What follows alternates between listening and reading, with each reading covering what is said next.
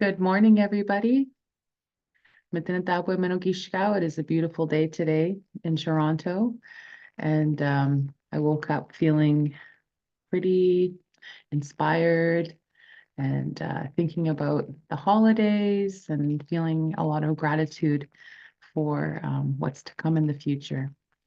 And what's happening now, and this is such a beautiful time of year, is our winter solstice, which I look forward to every year because to me it feels like it's a time of renewal and a time of a new year, the new winter that's coming. And I think about that and the types of ceremonies and events that can happen during the winter that welcome that winter. Our ancestors a long time ago used to really struggle during the winter months. It was, there wasn't much to harvest during those times, especially our relatives that live in the north in the tundras and in the mushkegs where I come from in James Bay, in Hudson Bay area. It's harsh winters up there. There's not a lot to hunt. So you really depend on what you have harvested during the summer and the fall months. And in the winter, you would harvest things like rabbits and small quails and birds, and you would find some wildlife. But wildlife in the winter is not that tasty. The meat is not the greatest. We're talking moose and deer, and different things we would harvest like that. And if you were lucky, you would find an open stream and be able to do some fishing. So we're talking about back in the day, right? Nowadays, we got things like grocery stores and markets. So we're privileged. We're a bit luckier these days. But I think about that from time to time. And I think about our relatives that, still live those traditional ways. They still live, I guess they have fancy words for it now. They call it homesteading and call it, living off the grid, different things like that, and I aspire to one day, hopefully, be able to have that ability to live that way. So this time of solstice is a time of renewal. There are ceremonies that happen during this time. There's feasting that happens during this time. And the night of the 21st, they've chosen this day, the 21st, for it to be the longest night of the winter. And when it becomes officially winter until spring comes, until we have that spring solstice. And in honor of that, I wanted to share some Cree words with you that you can practice on your own and take with you and share it. If you are not Cree, I encourage you to reach out to your elders and your language keepers and teachers to learn the words and to learn the language. This has been an ongoing thing where they call it language resurgence. And as language speakers, we really encourage those to try their best to learn as many words as you can. I was online on YouTube the other day, and I witnessed this elderly man. He's non-native, but he married into an Indigenous family out in Saskatchewan that way. And because he was non-native, he had a hard time, being accepted. But eventually he was accepted. And eventually he started sitting with the elders and listening to them speak. And it didn't take him long. It took him maybe 5 or 6 years. But now he's a fluent Cree speaker, which is pretty wonderful to witness because to me, that tells me anybody can learn their language. You just have to take that time to immerse yourself in the language, to take those classes, to practice, you know, sit with the elders, because once they're gone, all that knowledge and language and teachings that they carry go with them. Offer your tobacco, cook them some food, bring them some gifts, hang out with them, visit, ask for stories, listen to their conversations when they're speaking in the language. is the best way to pick it up and to learn is to immerse yourself. So here's a few Cree words that I thought would be nice for this season. Um, the first word I can think of is Bipwin, Bipwin, which means winter in Cree, Bipwin. The next word I can think of is Mispun, Mispun. When we're talking about how it looks outside and there's some snow falling in the sky, we call that Mispun. It's snowing. Mispun, Onitamich. It's snowing outside. Another word I can think of is Oshke Bipwin.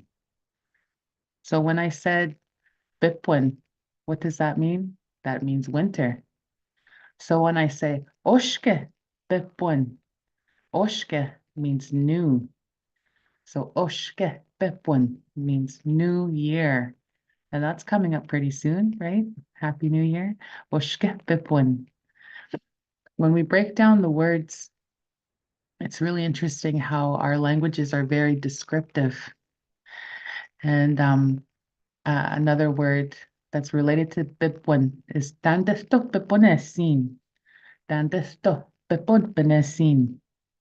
Dandesto Biponesin. And that means how many is Dandesto?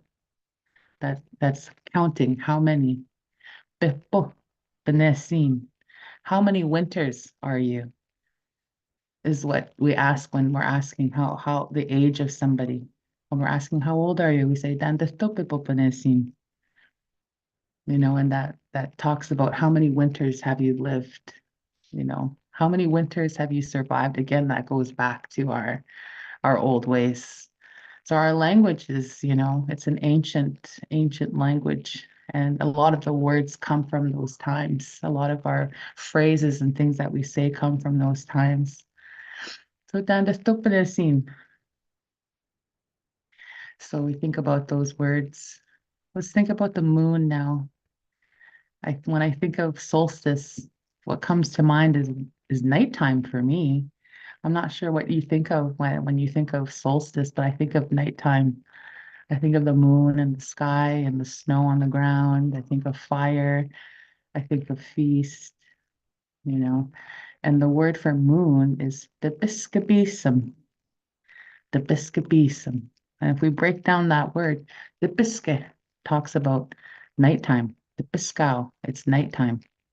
The bisque. Bisum is the word that we use for sun. Bisum. Bisum. Shakishto bisum. The sun is shining bright. The biscabisum. That's the moon. So it's another word we can learn is fire. Ishkotdel. Ishkotdel is fire. Ishkotdel. An interesting word about ishkotdel, fire, is where we derive the word for women in our culture. In Cree culture, mashkegoteche, when I speak about Cree culture, o mashkegoteche gashimian, I'm talking about the Mushkegowuk people, the way of the Mushkegs up north in James Bay, Hudson Bay area. And Oshkotel is fire, and woman is Ishko, Ishquel, Ishqueshish is little girl, Ishko is woman, Ishquel, woman. And so that first part of fire is Ishk, Ishk, I-S-K, Ishk, Ishkotel. The first part of woman is Ishk, Ishquel, Ishku, Ishqueshish. That first part is Isk. So for the woman, Otehe, we think about the heart as well. So in the fire, there's the word for heart and fire. Ishkoteo. In the heart, ote. That's where that word comes from. So when we break down the word for isquel, we're talking about the fire and the heart of the woman. And we're talking about women using that fire as well to take care of their families, to feed their families, to warm their homes. The women were the ones that took care of the fires when our hunters and gatherers would be away from the communities, months at a time, weeks at a time. They'd be away from our homes to go harvest from the land. And the women were the ones at home that took care of that home fire. That was a very important role, take care of the children and the elders and the families. And even to this day, traditionally, if you go back up north and you're, in a traditional community, you'll often find it's the woman's role to take care of that home fire. Even if the men are around and the husbands and the sons and the uncles are around, they're helpful too, but it's typically the women's role to take care of that home fire. So that's another word, ishkoteo, and how we can break that down into different forms and a lot of words that derive from that word ishkoteo. And I just wanted to share that much with you today, about language. And one of my things I love to do, and one of the things I'm really passionate about is sharing language and talking about language and the history of language and the origins. And I don't know any other language. I'm familiar with some Anishinaabemowin because I've been in Anishinaabemowin, Anishinaabe territory for well over 30 years of my life, and I've received a lot of teachings from Anishinaabe people, and I've heard the language. It's very similar to Cree and to an Inimoin. We call it Inanimoin. That's how we call our Cree in Muskeg territory, Inanimoin. And we have a lot of similarities with the Anishinaabe speakers as well as the Algonquin speakers. Those three languages are very similar. And probably going back about 10 years, I used to sit with an elder here. Her name was Rose Logan Ba. And I used to be able to have conversations with her in the language. I would be able to understand her and listen to her speak, and I'd be able to converse and reply back to her. We would speak slowly, we wouldn't speak too fast, but we would understand each other. And my grandfather used to tell me that too when I was younger.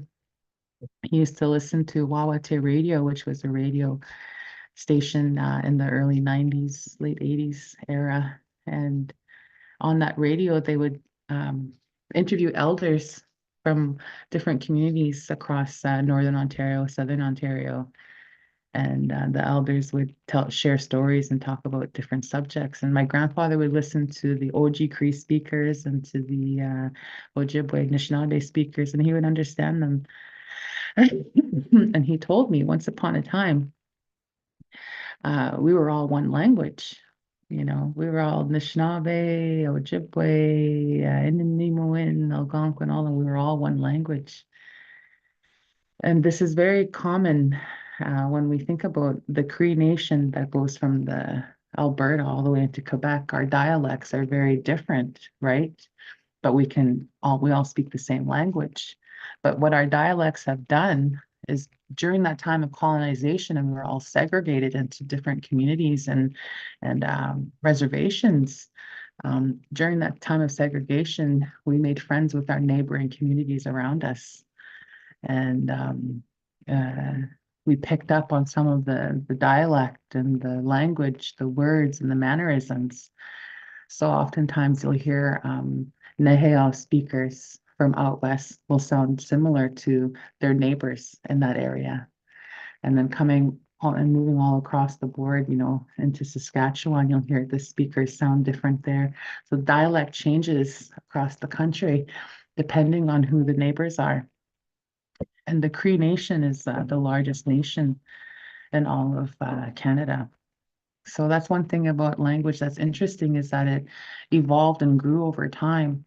And I've always considered language to be a living entity.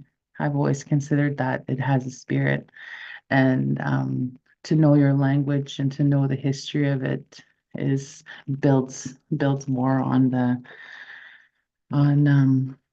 I guess the strength behind it. So I encourage you all to learn the history of the language, learn where you come from, speak and sit with your elders, and maybe make that a goal for Ushkipibwin thing when you have those resolutions. Maybe that can be one resolution.